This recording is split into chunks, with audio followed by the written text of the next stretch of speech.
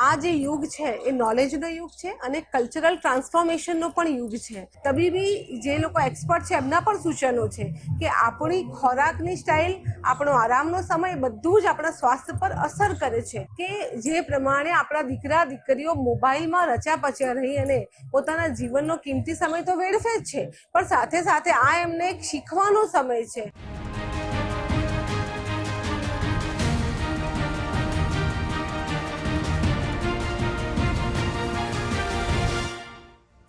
ગુજરાત ફર્સ્ટની વિશેષ રજૂઆત મોટિવેશનલ મોર્નિંગમાં આપનું સ્વાગત છે. હું છું વિજયકુમાર દેસાઈ. મિત્રો, આજે આપણી સાથે સંવાદની અંદર વાત કરવા માટે ખાસ વક્તા તરીકે ડૉક્ટર રાજુલબેન દેસાઈ તેઓ આપણી સાથે ઉપસ્થિત છે.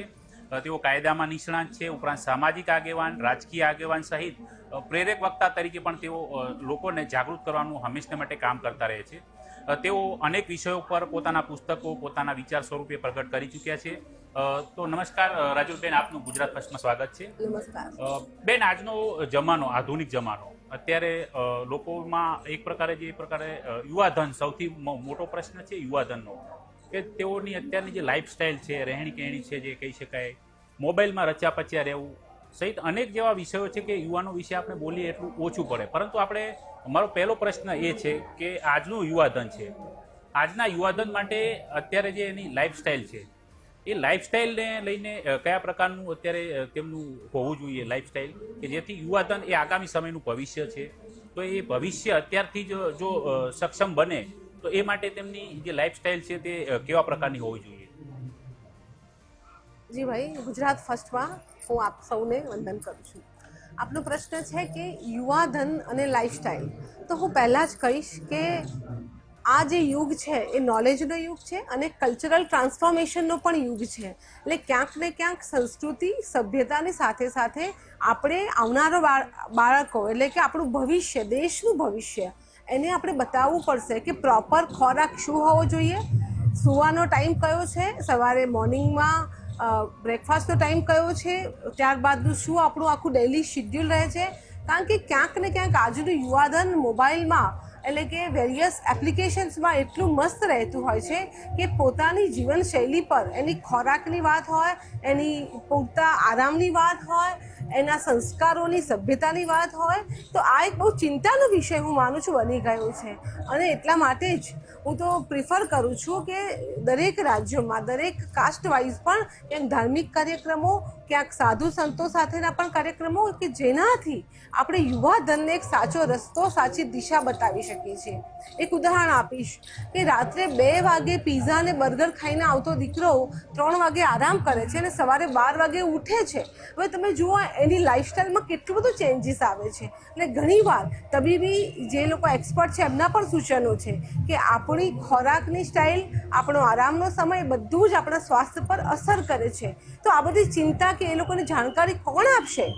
હું માનું છું કે મા બાપે ચોક્કસપણે, પેરેન્ટ્સે સાચું શિડ્યુલ બાળકોનું નક્કી કરવું જોઈએ. શું ખાવું, શું ન ખાવું, મતલબ good food habits, healthy food શું છે એમના સ્વાસ્થ્ય માટે, આ ચર્ચા દરેક ઘરમાં થવી જોઈએ અને કરવી જ પડશે. હું આપને ઉદાહરણ આપીશ કે હમણાં હું 3 વર્ષ દિલ્હી હતી, તો મેં જોયું કે મારા ઘરની મેડ છે, એના બાળકોને ડેલી ઇવનિંગના ટાઈમે મેં પૂછ્યું કે આપ કहाँ જાતે હો, તો બોલે કે ફ્રૂટ જ્यूस पिलाने के लिए. તો ડેલી ફ્રૂટ જ્યુસનો એમનો ટાઈમ કમ્પલ્સન હતો. જ્યારે આજના બાળકો કે એની માતાઓ કે પાણીપુરીના અને જે કહી શકાય પીઝા અને બર્ગરના રવાડે ચડી અને ક્યાંક ને ક્યાંક શરીરમાં ઘણી બધી ગંભીર બીમારીઓને નોતરું આપી રહ્યા છે.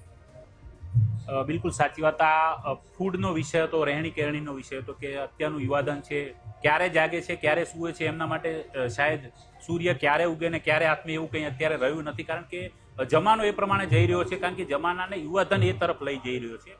મોટાભાગે યુવાધન રાતભર મોબાઈલમાં રાચું પાછું રહેતો છે. અત્યારે ઇન્ફ્લુએન્સર બનવાની જે ઘેલછા લાગી છે તેની અંદર તેઓ ક્યાંક ને ક્યાંક માન, મર્યાદા, મોભો પણ તોડતા હોય છે. એવા પણ આપણે અનેક ઉદાહરણો જોયા છે.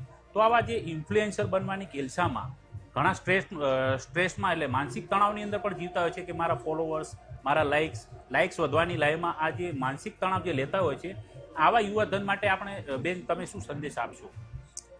ચોક્કસપણે આ વિષય પણ મારો ખૂબ જ ગમતો વિષય છે. મેં હમણાં જ આ વિષય પર એટલે કે દીકરીઓની સાયબર સુરક્ષા, મહિલાઓની સાયબર સુરક્ષા આ વિષયને લઈને મેં એક પુસ્તક લખ્યું છે અને મેં એમાં ખાસ એ કર્યું છે કે જે પ્રમાણે આપણા દીકરા દીકરીઓ મોબાઈલમાં રચ્યા પચ્યા રહી અને પોતાના જીવનનો કિંમતી સમય તો વેડફે જ છે, પણ સાથે સાથે આ એમને એક શીખવાનો સમય છે, ગુડ થિંગ્સ, સારી વસ્તુઓ, તો એ સમય પણ વેડફાઈ રહ્યો છે અને અંતે મળે છે શું, સાયબર ક્રાઇમનું પ્રમાણ પણ વધી રહ્યું છે.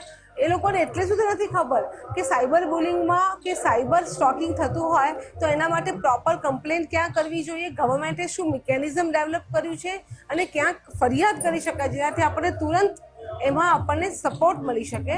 સો ઘણી બધી બાબતો એવી છે કે મોબાઈલને લઈને એક પ્રકારની અલગથી ચર્ચા હોવી જ જોઈએ અને યુવાનોને સાચું ગાઈડન્સ મળવું જ જોઈએ. બિલકુલ સાચી વાત કરી બેન. આપનો ખૂબ ખૂબ આભાર મોટિવેશનલ મોર્નિંગ ગુજરાત ફર્સ્ટમાં જોડવા માટે. તો આ હતા રાજુલબેન દેસાઈ કે જેઓએ આપણે આજનું જે યુવાધન છે તે કઈ રીતે પોતાની દિનચર્યાથી શરૂ કરીને રાષ્ટ્ર નિર્માણ સુધીમાં સહભાગી થઈ શકે છે અને તેના માટે માતા પિતાથી લઈને સામાજિક આગેવાન હોય કે સરકાર હોય તેમણે કયા પ્રકારના પગલાં લેવા પડશે તે પણ આવશ્યક છે તે જણાવ્યું. નમસ્કાર.